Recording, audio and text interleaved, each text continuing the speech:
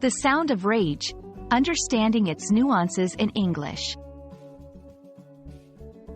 Hello, everyone. Today, we're going to explore a fascinating phrase in the English language, the sound of rage.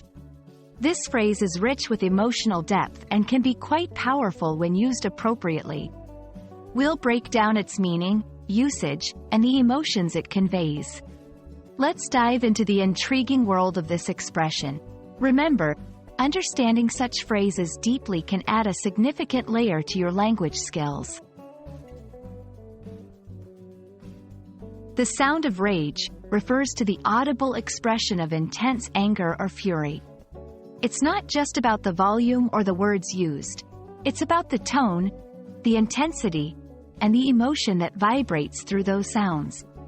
Rage is a strong and powerful emotion, and when it's expressed, it can be almost palpable.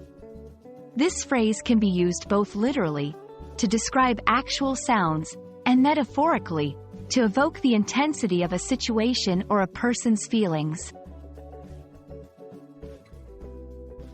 In literature, movies, and daily conversations, the sound of rage can be used in various contexts. 1. Literature and drama. Writers often use this phrase to set the mood or describe a character's intense emotions. It helps readers visualize and feel the character's anger. 2. Everyday conversations. In casual speech, people might use the phrase to describe someone's reaction or the atmosphere during a heated argument. 3. Movies and performances. Actors might portray the sound of rage through their performances, using their voices and body language to express deep anger. Let's look at some examples to understand how the sound of rage can be used in sentences.